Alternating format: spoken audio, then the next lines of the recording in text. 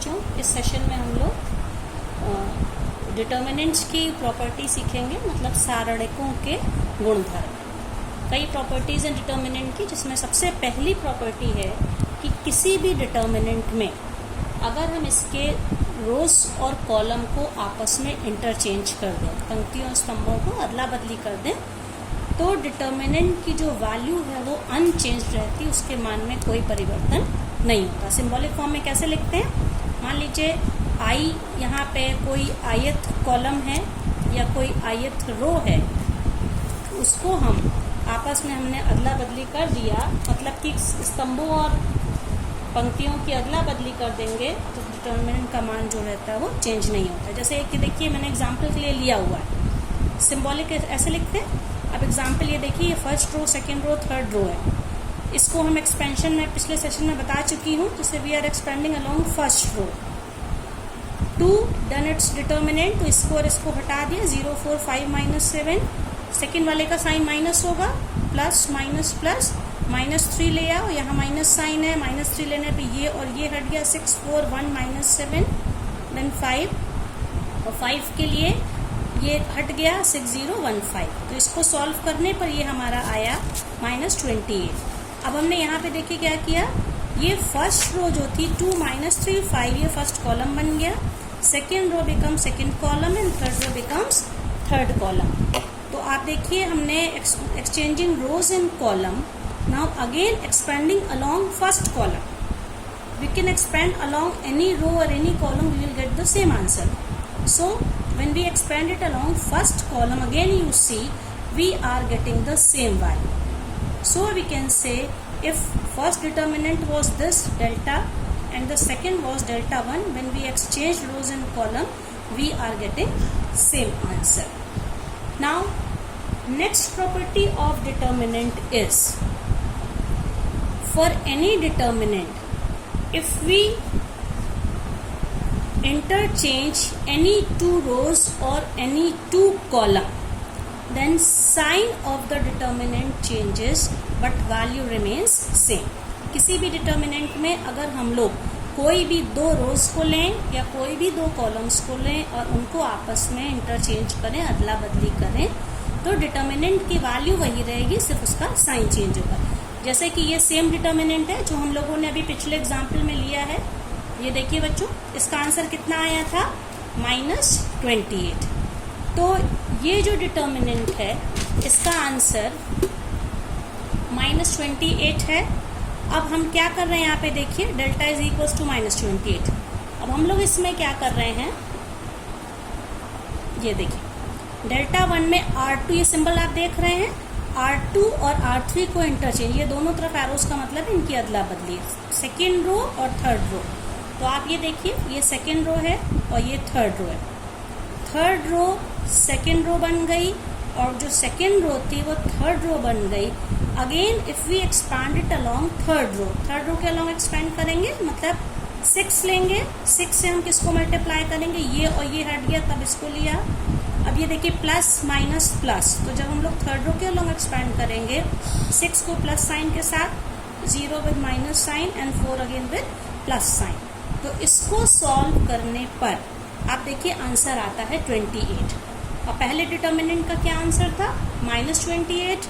जब हमने सेकेंड और थर्ड रो को आपस में इंटरचेंज किया तब वैल्यू आई +28। तो हम लोग कह सकते हैं delta is equal to minus of delta 1। और सिंबॉलिक फॉर्म में इसको कैसे लिखते हैं बच्चों, सेकेंड प्रॉपर्टी को, ये RI या RJ, मतलब कोई भी दो रो को इंटरचेंज किया और CI and CJ are interchange, इस सिंबल का मतलब होता है इनकी अदला बदली, then determinant same determinant we get but the value becomes negative.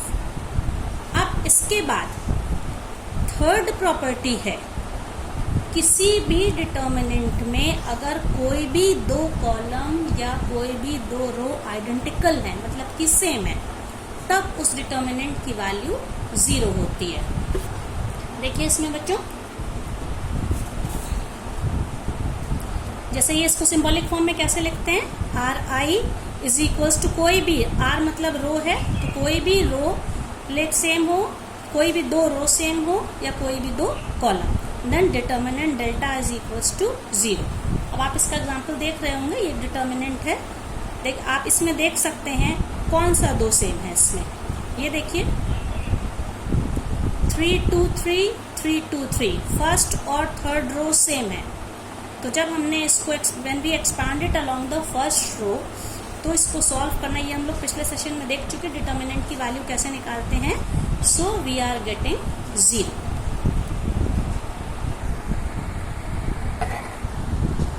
हाँ बच्चों, फोर्थ प्रॉपर्टी अब देखिए, इसको सिंबॉलिक फॉर्म में हम लोग ऐसे लिखते हैं R I, if R I is equivalent to K R I, या C I is equals to K C आई। आई या जे कुछ भी लिख दें, अगर इधर आई है तो यहाँ पे भी आई ही होगा। तब जो डिटर्मिनेंट है, it becomes, new determinants become के टाइम्स ओरिजिनल डिटर्मिनेंट। इसका ये मतलब हुआ कि किसी भी डिटर्मिनेंट की किसी भी रो को किसी अचर यानी कि स्केलर या किसी नंबर से मल्टीप्लाई करें, एक ही रो को या एक ही कॉलम को किसी स्केलर से मल्टीप्लाई करें, तो जो मल्टीप्लाई करने के बाद नए डिटर्मिनेंट की वैल्यू होगी वो पुराने डिटर्मिनेंट की वैल्यू की के टाइम्स होगी। मतलब हम बार बार हम फिर से वही डिटर्मिनेंट ले रहे हैं जो हमने पहले एग्जांपल्स में लिया है। देखिए इसकी वैल्यू -28 थी। अब हमने क्या किया, आर ये था ना, आर आई को किस में ट्रांसफॉर्म किया, के आर आई। मतलब कि अगर हम फर्स्ट रो को 2 से मल्टीप्लाई करें, यहाँ पे के की वैल्यू 2 है, तो फर्स्ट रो के हर एलिमेंट को हमें 2 से मल्टीप्लाई करना पड़ेगा। तो ये क्या बन जाएगा, 2 2 are 4, -3 into 2 is -6 and 5 into 2 is 10। तो अब देखिए फर्स्ट रो बस चेंज हुई है, सेकेंड और थर्ड रो वही है। अब हम इसको when we expand it along the first row, इसको फर्स्ट रो के अलोंग एक्सपांड करते हैं, 4 into this into this minus this into this, then minus of -6, और इसको हटा दिया, this into this minus of this into this, then plus 10 है तो ये और ये हट गया, this into this minus of this into this, और ये पूरा सॉल्व करने पर आप देखिए बच्चों -56 वैल्यू मिली। ओरिजिनल डिटर्मिनेंट की वैल्यू -28 थी, और ये जो determinant -56 we can say 2 times -28, और the new determinant is 2 times original determinant in value. तो किसी भी डिटर्मिनेंट में अगर हम उसकी किसी भी रो को किसी नंबर यानी स्केलर से मल्टीप्लाई करें, या किसी कॉलम को उस स्केलर से मल्टीप्लाई करें, तो जो नई वैल्यू होगी वो जिस नंबर से हमने मल्टीप्लाई किया था वो उसी से मल्टीप्लाई होके मिलेगी। मैट्रिसेस में बच्चों आपको याद होगा जब मैंने बताया था मैट्रिसेस, और इसको हम एक और भी तरह से यूज कर सकते हैं। कोई भी नंबर हम इसमें कॉमन ले सकते हैं। जैसे मान लीजिए हमारा अगर ये डिटर्मिनेंट होता, इसमें से हम 2 कॉमन लेते तो हमें ये डिटर्मिनेंट मिल जाता। मतलब कि जब हम कॉमन लेंगे किसी एक रो या एक कॉलम से हम कॉमन ले सकते हैं। जबकि मैट्रिक्स में क्या था कि अगर हम यहाँ पे 2 से इसको मल्टीप्लाई मान लीजिए करा, तो हमें हर एलिमेंट को 2 से मल्टीप्लाई करना पड़ा था।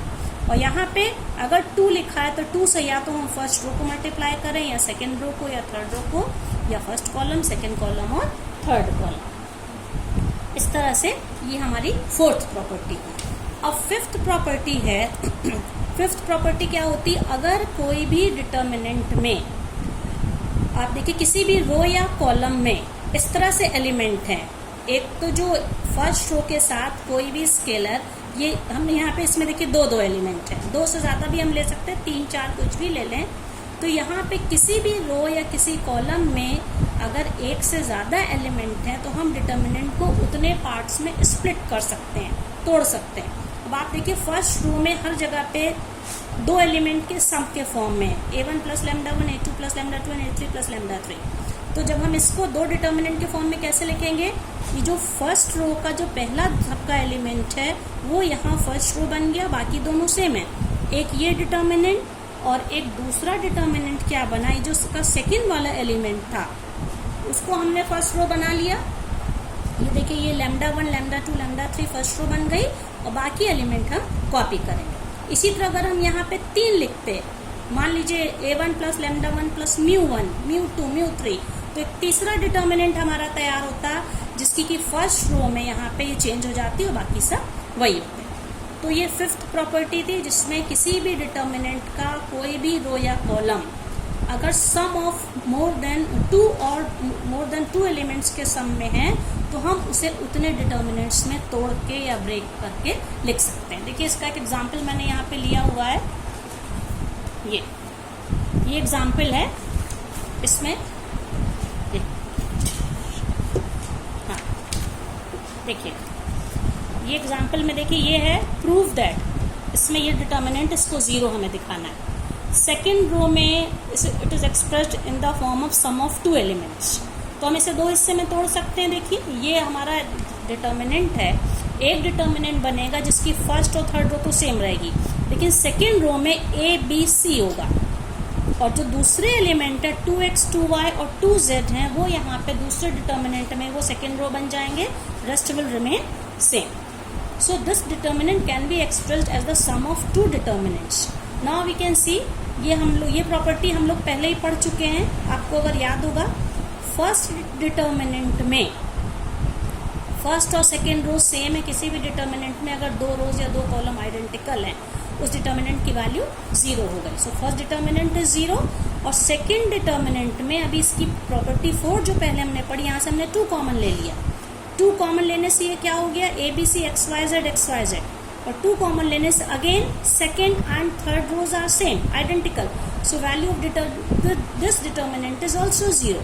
So overall value is 0, and this way using this property we proved that the value of this determinant is 0.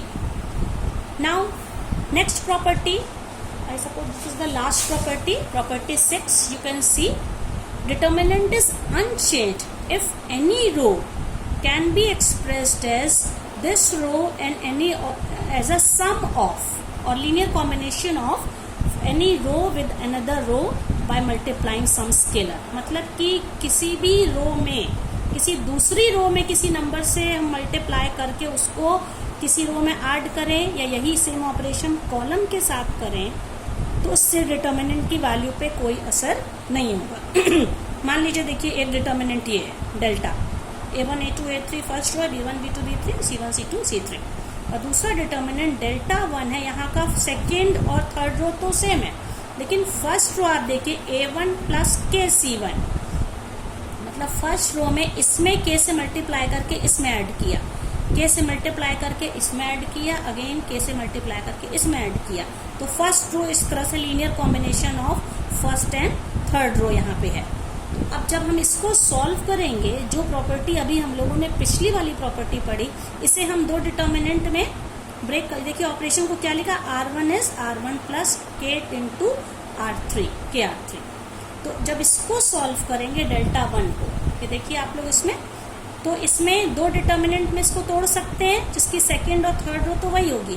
First row होगी a1 a2 a3, और फिर इसी का दूसरा डिटर्मिनेंट क्या बनेगा, जिसकी सेकेंड और थर्ड रो सेम रहेगी, but the first row will become kc1 kc2 and kc3। तो आप ये देख रहे हैं 2 डिटर्मिनेंट में तोड़ लिया। अब हम इसमें से फर्स्ट रो में देखिए क्या कॉमन ले सकते हैं, k सब में है, तो हम k को अगर कॉमन ले लेंगे तो क्या बचेगा यहाँ पे, c1 c2 c3। ये देखिए यहाँ पे ये मैंने लिखा हुआ है c1 c2 c3 बचेगा k कॉमन लेने के बाद। तो अब इसके बाद ये डिटर्मिनेंट वही है, लेकिन इस डिटर्मिनेंट में क्या हो गया, आप देख सकते हैं फर्स्ट और थर्ड रो सेम आइडेंटिकल हो गई, तो इस डिटर्मिनेंट की वैल्यू क्या हो जाएगी, when the 2 rows are identical it becomes 0। तो ये जो हमारा डिटर्मिनेंट था, ये ओरिजिनल डिटर्मिनेंट के इक्वल डेल्टा के हो गया। देखिए ये वाला बस delta 1 is equals to delta 1 क्या था बच्चों, याद होगा आपको, ये डेल्टा तो ये था, और डेल्टा 1 क्या था आपको याद होगा, ये देखिए इसमें डेल्टा 1 था ये k टाइम्स, ये दिख रहा होगा a1 plus k times c1, a2 plus k times c2, a3 plus k times c3, ये दोनों सेम थे, क्योंकि इसमें किसी चीज़ को मल्टीप्लाई करके इसमें ऐड करके नया डिटर्मिनेंट तैयार किया, तो सॉल्व करने से ये वैल्यू इसी के इक्वल आ गई।